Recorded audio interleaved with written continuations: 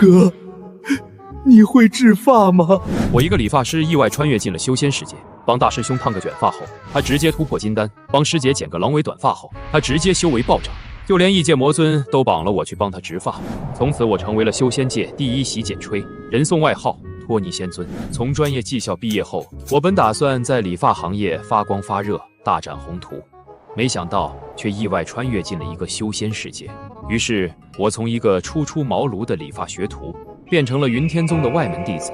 根据脑海中涌现出来的崭新记忆，云天宗门下弟子数以万计，是名副其实的九州大陆第一仙宗。可惜我自身天赋欠佳，苦修5年，却还只有炼气期3层的境界。依照云天宗的门规，倘若在之后的3个月内，我还是没有突破到炼气期5层，便会被强制送往极北的蛮荒之地历练。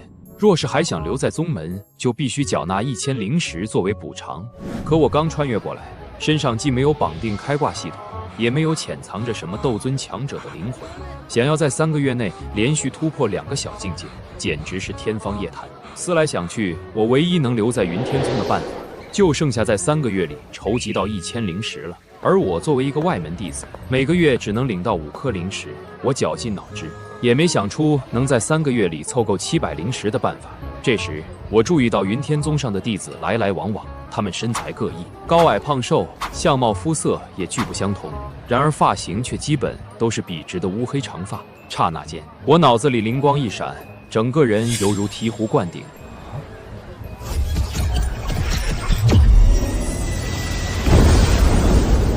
修仙界不能没有理发店。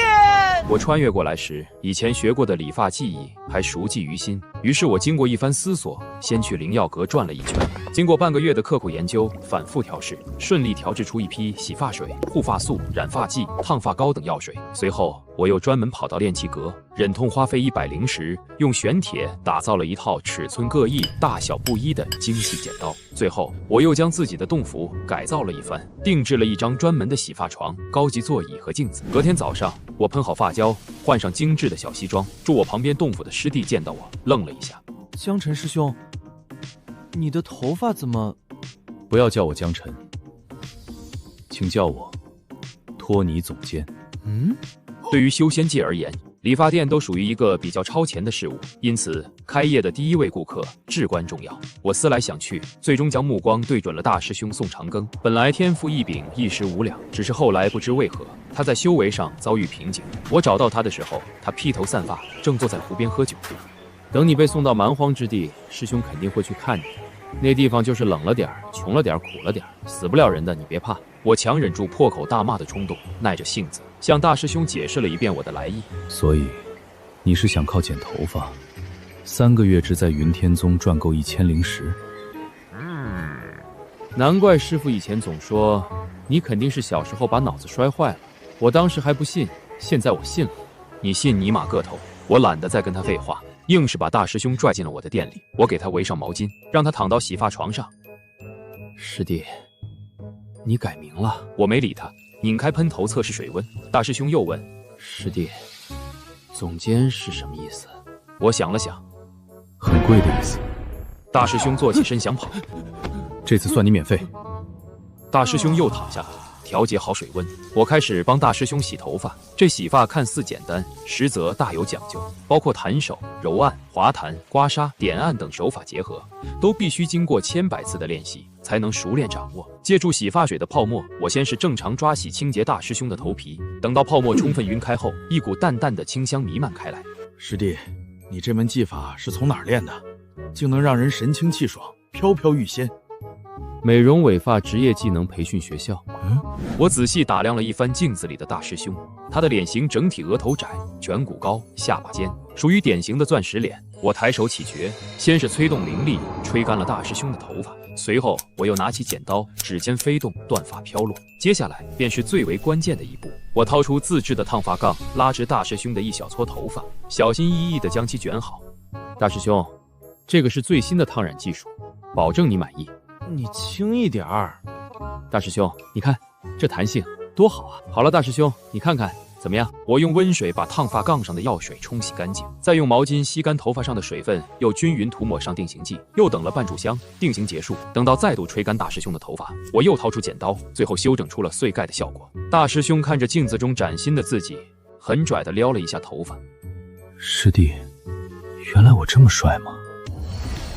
师弟，我好像突破了。这下轮到我彻底懵逼了。不是，这特么也行啊，换个发型就能突破，属实是我没想到的。果然，自信才是男人最好的医美。临走前，我还送了大师兄一瓶特制的定型喷雾，免去了他御剑飞行时头发会被吹乱的困扰。隔天，大师兄换了个新发型，就突破到金丹境的消息便在宗门间流传开来。不过，大部分弟子都没有将这两件事联系到一起，直到常年闭关，深居简出的大师姐忽然找到我。大师姐性格清冷，平时不苟言笑，一心专注于修道一途。每次见到大师姐冷若冰霜的面容，我都不免感到一丝本能的畏惧。见到我以后，她眉头微皱，仔细打量了我一番。要是你在修行上遇到什么困难，可以跟师姐讲，千万别憋在心里，万一走火入魔，可就得不偿失了。虽然蛮荒之地九死一生，师姐手里的灵石也不太宽容，不过你放心，日后师姐一定在英灵殿帮你挑个风水宝地。看不出来，师姐你人还怪好嘞。尸体感到很暖，谢谢了。挑墓地的事儿先不着急，师姐，你有没有考虑换个新发型？我觉得吧，你这个脸型其实挺适合剪个狼尾短发的，这样呢也显得你整个人比较有精神。如果这是你的遗愿，师姐可以考虑。算了，你说是就是吧。帮大师姐洗完头发，我开始专心致志地挥舞剪刀修理发型。大师姐生性寡言少语，坐在椅子上一言不发。姐，我看你年纪轻轻，搁哪儿工作呢？咱家会员卡办了吗？现在正在搞活动呢，充1000送300。哎呀姐，我看你这个发质好像有点不太好啊，要不做个护理吧？等我好不容易硬着头皮做完发型，看着镜子里的自己，眼眸中罕见地流露出一丝异样的光彩。他高冷地微微颔首，轻声说：剪得不错，我很满意。这是你的遗物，师姐会好好珍惜的。师姐您还真是会讲话呢。不过该说不说，大师姐真的非常契合狼尾短发，让她整个人看起来御姐范十足，英姿飒爽。翌日清晨，大师姐便突破至了金丹境大成。不管这条流言的真假如何，至少我的理发店门口多了不少来询问的云天宗弟子。为此，我专门制作了一个价目表，放在了门口。大部分的宗门弟子对那条流言还抱有疑虑，基本都在观望。一整天下来，只有零星3位弟子肯掏88灵石做一次洗剪吹。我依据他们3人的脸型，挑选出了最适合他们的发型。剪完以后，这3名弟子看起来全都焕然一新。他们的新发型长短适中，层次感明显，还带着淡淡的灵药精华清香。等到隔天，这3人的境界确实都得到了不同程度的精进。短短几天时间，我便赚够了留在云天宗所需的1000灵石。原来我这理发手艺竟然真能修炼。数日的功夫，我便已经突破到了炼气期5层，距离筑基也只有1步之遥。为了能提供更优质的服务，我决定闭店半个月。我先是买下了隔壁师兄的洞府，扩建店面，随后又招收了3位师弟。你是特级发型师，你是高级发型师，你是初级发型师。我还招来了2位师妹，倾囊传授他们洗头的技艺，分别取名娜娜和杰西卡。我还为他们每人打造了一个远程对讲耳麦，可以通过灵力驱使。您好，一位是吗？好的，您里面请。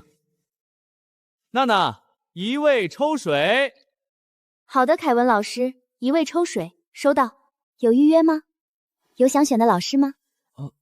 我们这里有特级、高级、初级的老师。初级就行。戴维，有客人找你。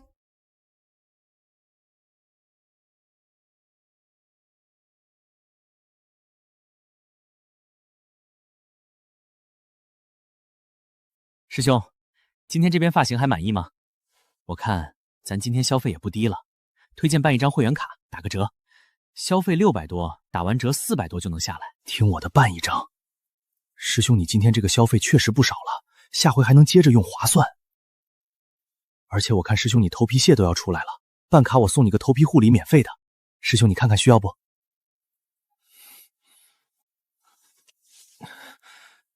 那就办一张吧。好嘞，恭喜苏师兄拿下至尊会员卡1张。恭喜苏师兄拿下至尊会员卡1张。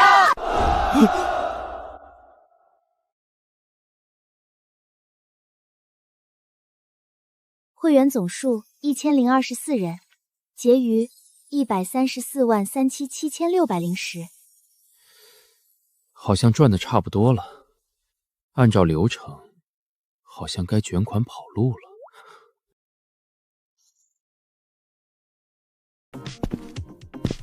老先生，您这发质保养的真不错。咱家至尊会员卡现在搞活动，充5000送1500，今天办卡染发还能打8折。那位老宗主刚来店里的时候，我都没认出来，只当是某位山门的师尊，仍然一个劲儿的忽悠他办卡，直到我替他染完头发，让那位老者看起来年轻了500岁后，当天夜里，云天宗上风雨大作，天雷滚滚，老宗主独自硬扛9981道天地雷劫，飞升成仙，成为九州大陆千百年来首位羽化登仙的人物。那天晚上，我望着那道在天雷间岿然不动的身影，陷入了沉思。得知那位老者的真实身份后，你有什么感受？会员费该涨了。半年后，每100年一度的仙宗交流大会如期召开，九州大陆上的正道宗门纷纷派出弟子参加。久闻云天宗上有一家理发店，技艺高超，手法娴熟，小弟特来感受一下。原价488的洗剪吹套餐，现在只要268，可谓是捡到就是赚到，机不可失，失不再来。可我之前听云天宗的朋友说，洗剪吹套餐原价不是188吗？怎么打完折还变贵了？他说的那是3个月前的价格了。师兄，我们该不会是被忽悠了吧？有道理，我肯定是被那位朋友忽悠了。他给我介绍的定然是一家黑店，名震九州的理发店价格怎会如此便宜？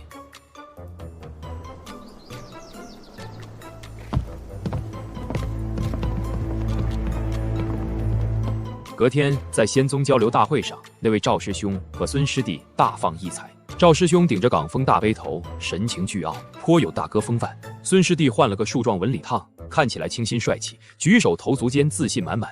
而云天宗弟子更是所向披靡，无论在修为还是造型上，全都遥遥领先其他门派弟子一大截。交流大会结束后，云天宗没有任何悬念地继续蝉联了仙宗盟主，而我的理发店也彻底声名大噪，被各门各派的人围得水泄不通。我天刀门愿意出5000万灵石，再加门内全年收入的1/4，请江老弟袭步我天刀门。江小友若是不嫌弃，万剑宗愿奉上镇宗之报，并请小友执掌剑主。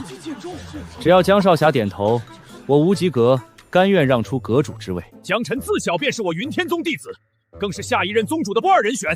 你们这样光明正大的抢人，未免太不把我们云天宗放在眼里了。就是我会员卡里的钱还没用完呢。江师兄不能走。对，江师兄不能走，退钱，退。既然诸位盛情难却，我可以在各门派内部开设分店，各门派只需一次性缴纳3000万灵石，外加每年利润的1/3，便可获得加盟理发店的资格。我将亲自为加盟店培训店员。不过有一点，针对没有缴纳差费的盗版理发店，云天宗将保留追责的权利，绝不姑息。3年之后，我的理发沙龙俱乐部开遍了整个九州大陆。九州宗门理发协会会长，万剑宗建筑主理人，无极阁名誉阁主。这期间，我的修为也进一步水涨船高，已经突破至了元婴期。然而，我万万没想到，在某次外出讲学的途中，我竟然被人绑架。对方的实力可谓是深不可测，恐怖如斯。等我再睁开眼时，周围冰冷刺骨，满是翻滚的黑色雾气。一个披头散发、目光凶狠的男人自雾气深处走出，浑身都带着一股令人胆寒的杀意。他赤身裸背，皮肤上纹满了奇形怪状的诡异符文。我这才后知后觉地意识到，此人应该就是1000年前肆虐九州，后来却不知所踪的异界魔尊。就在我苦苦思索该如何逃出升天时，那位魔尊走到我面前，啪的一下，很快他就给我跪下了。在我无比惊愕的目光中，那位魔尊手里捧着自己凌乱的假发，双眼含泪，诚恳问道：“哥，你会制发吗？”我看着眼前那颗锃亮的光头，长久的沉默了。原来数千年前，这位魔尊之所以无故失踪，是因为他变秃了，而且还秃成了非常难看的地中海。他无法接受自己身为堂堂魔尊，竟然还会秃顶的现实，觉得有失颜面，因此躲入了蛮荒之地。魔尊悲怆不已。如果征服天下时不够英俊帅气，我要这九州又有何意义？我定了定心神，向魔尊坦言道：“持发这项技术之难，不亚于逆天改命，更是要付出难以想象的代价。只要能成功，本座愿付出一切。”于是我根据魔尊的脸型和需求，结合面部美学理论，设计出了一款最适合他的发际线。我要让你知道，谁才是真正的强者。我早已探明，魔尊经脉受损严重，寿元将近，且灵力消散后撑不了多久，值得吗？魔尊仰天大笑三声，未曾言语。翌日，曾经叱咤九州的一代魔尊就此陨落。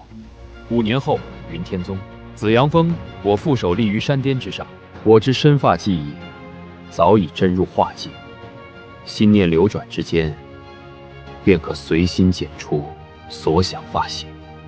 我在紫阳峰静坐3日，汲取天地灵气，灵力已至顶点，神魂已然超脱。突然间，一股强大的力量自天际涌来，天空中乌云压顶，雷声大作，云层间凝聚起一个巨大的黑色漩涡，数道紫色的天雷撕开苍穹，携带着万钧之力朝我狠狠砸来。我深吸一口气，迎着那些天雷抬起头，我大喝一声，漂浮在我身体周围的13把剪刀爆发出一阵金光，无所畏惧地撞向天雷。云天宗的众弟子也各自施展法宝，金色的剪刀穿透天雷，将苍穹撕裂开一条缝隙。脚下仙阶浮现，直达上界。